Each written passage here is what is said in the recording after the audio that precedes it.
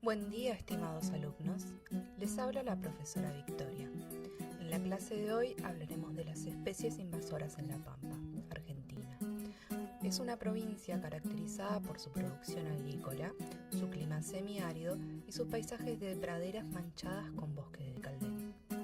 Muchas y variadas especies de animales hacen de este territorio su hogar, tales como el ñandú, el venado de las pampas, el puma, el ciervo colorado, el jabalí, el antílope negro. Para. Esos no son originarios de La Pampa. Antes que nada vamos a explicar algunos conceptos. ¿Qué es una especie exótica? Son los organismos vivos que los humanos, ya sea de forma intencional o no, porque somos unos boludos, terminan sacando de su lugar de origen y lo llevan a otros. Ejemplos alrededor del mundo existen un montón. Hablando solo de animales, porque queremos, tenemos a los narcohipopótamos llevados a Colombia a manos de Pablo Escobar en los años 80. El superimperio de las hormigas argentinas que ha tomado parte de Europa. ¡Mi Argentina, carajo! Gracias al comercio marítimo. O a uno de los casos más antiguos de los cuales se tiene registro, el dingo australiano, introducido hace 3.000 o 4.000 años. Esta es una práctica sumamente antigua y parece ser consecuencia natural de nuestra tendencia a movernos por todo el mundo. Somos unos inquietos. Y a la globalización. Y por desgracia no está exenta a producir daños. Cuando una especie exótica empieza a causar cambios negativos al ambiente en el cual se lo introdujo, se convierte en una especie invasora. En todo su conjunto, las especies exóticas invasoras son la segunda mayor causa a nivel mundial de la pérdida de biodiversidad. Son los seres vivos que habitan la Tierra. Los factores necesarios para que una especie se vuelva invasora en su nuevo hogar son variados, aunque se toma mucho en cuenta su estilo de vida y las características que los hacen superiores a la población original. ¿Qué tan gorditos son? Por ejemplo, que nadie se los pueda comer.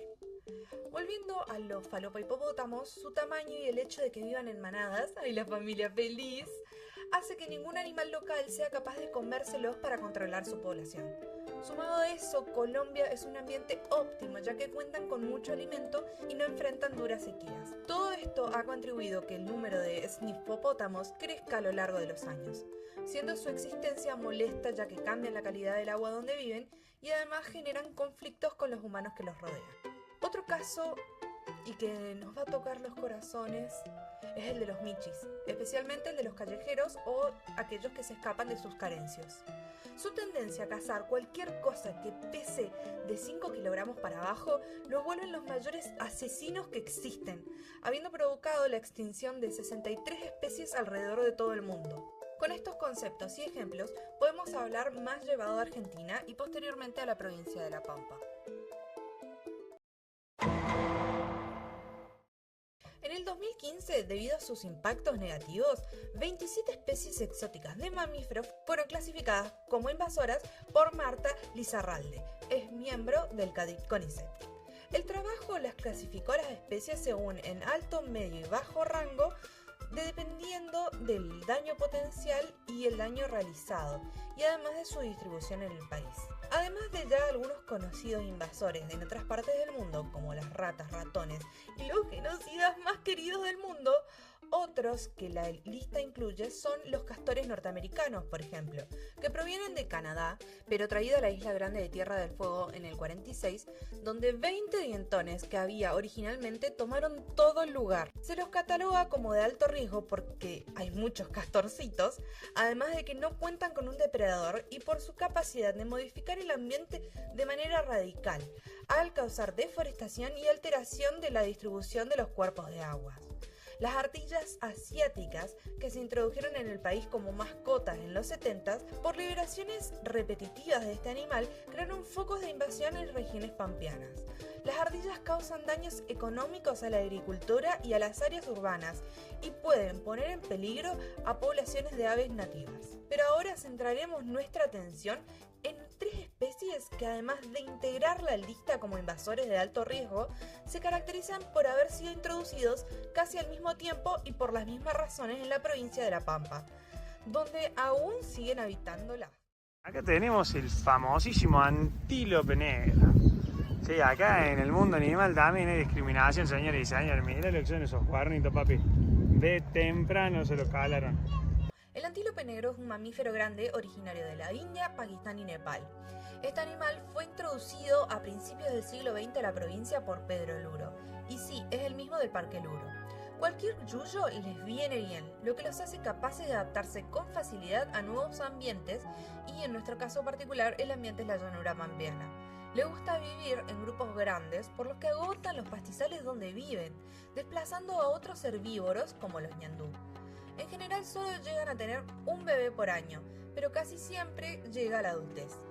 A su vez se pueden aparear al año y medio y con solamente un depredador en la zona, a diferencia de los 3 que tienen en su casa, su supervivencia se ve favorecida. Otro tema con los cornudos estos es que, de poder, van a elegir comerse los cultivos de los productores agrícolas que tengan cerca, por lo que tienen potencial de ser una amenaza a la economía además del ambiente.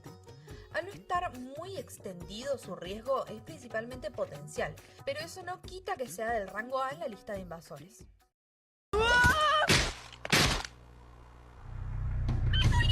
El ciervo colorado es un gran herbívoro originario de Eurasia y del norte de África, zonas donde actualmente es una especie en peligro. Fue introducido a nuestra provincia también a principios del siglo XX, a ver si adivinan por quién. ¡Tin, tin, tin! Pedro Luro. Parecido al anterior, es poco exigente en cuanto a las cosas que come, pero se diferencia del antílope por preferir zonas boscosas o cercanas a ella. La razón de esto es que no es una vaca local, que come pasto y más pasto para variar. Los ciervos, como este, ramonean, lo que significa que come ramas, y bastante. Para un renuevo de caldén, una planta que crece lentísimo, esto es bastante malo y por eso su presencia termina degradando los caldenales con el tiempo. Compite con herbívoros locales como el guanaco y el venado de las pampas y los suele desplazar no solo por morfón, sino también por mal llevado. Su impacto en sí es mayor debido a que numéricamente hablando son más y están más extendidos regionalmente. Tienen la misma cantidad de bambis que los antílopes, pero pueden tenerlos antes. Para rematar, y similar a como pasaba con el otro, el control de la población recae solamente a manos de los pumas en vez de los osos o los lobos que tienen en su casa. Un riesgo adicional es que pueden contagiar parásitos al ganado y a otros animales. Por suerte, no hay registro de esto en la provincia.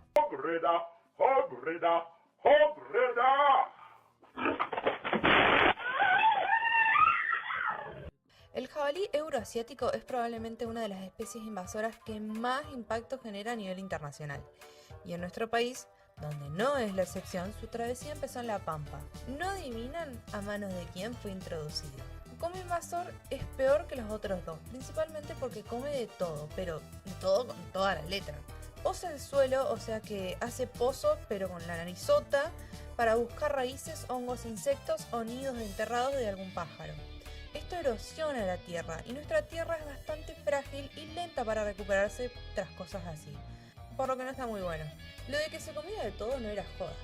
Se va a morfar huevos, pequeños animales, bebés de otros que no se encuentre, siendo una amenaza para esa sección de la fauna local. Transmite enfermedades a otros animales y a los humanos, como la infame tetinosis. Si no me habrá arruinado el chorizo seco el guacho, Además de eso, rompe alambrados y entra a campos a comerse los cultivos y hasta el ganado, provocando pérdidas económicas a los productores agropecuarios. Tal como en los casos anteriores, compite por los recursos con los animales salvajes locales, desplazándolos fácilmente gracias a su agresividad y sus capacidades físicas. Es un bully básicamente. No lo puedo imaginar de otra forma que no sea jugando fútbol americano y saliendo con la líder de las porristas. Che, ¿quién escribió esto? ¿Un yankee? Es altamente adaptable, inteligente y pare rápido y mucho. Puede llegar a tener de 4 a 6 o hasta más bebés por año.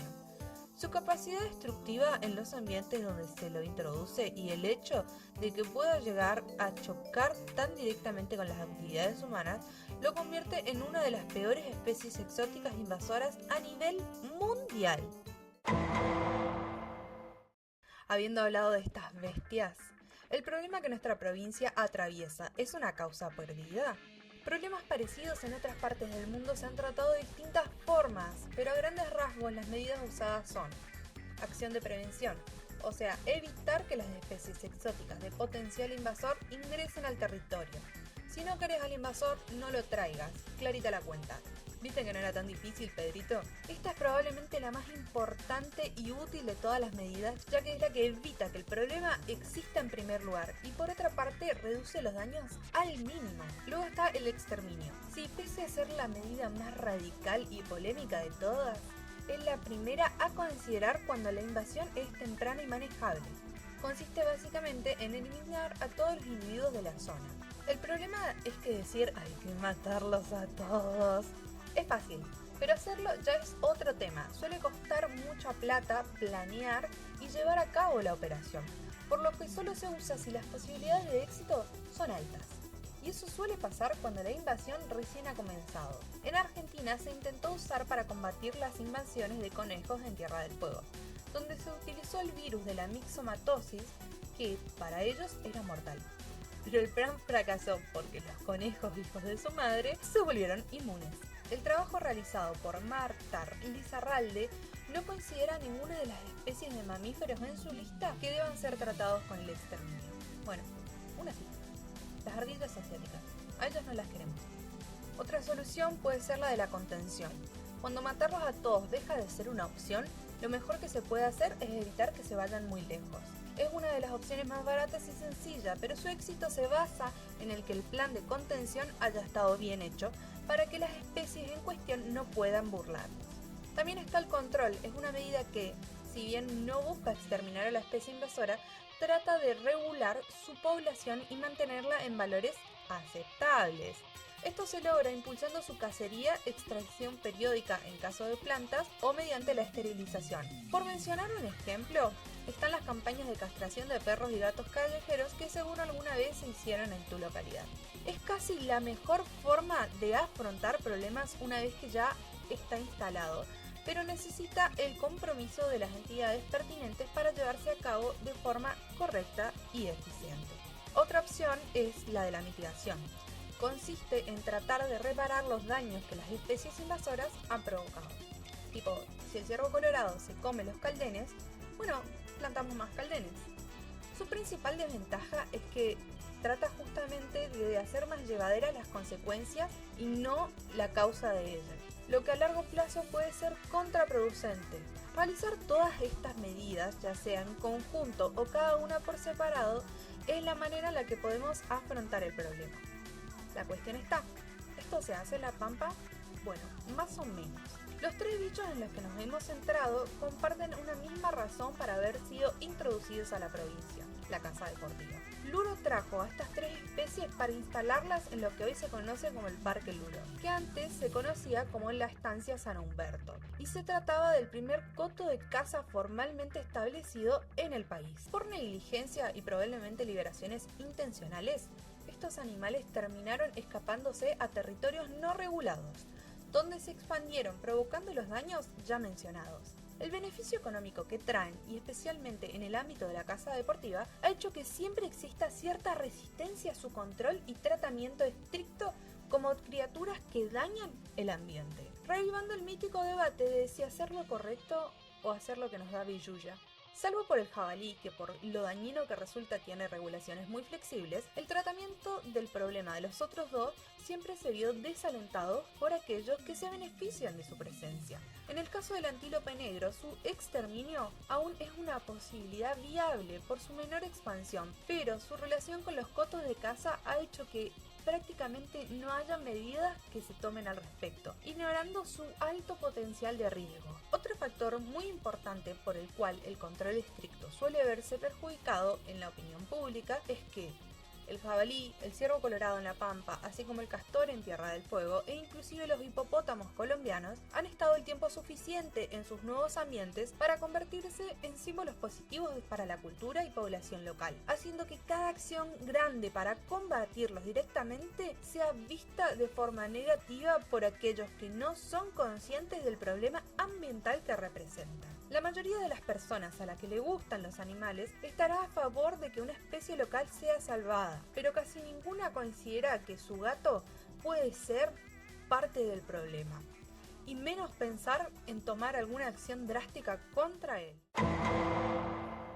Si algo le podemos rescatar a Don Luro de cuando se le ocurrió traer a estas bestias para acá, es que por lo menos tenía pensado dejarlos en su propiedad privada.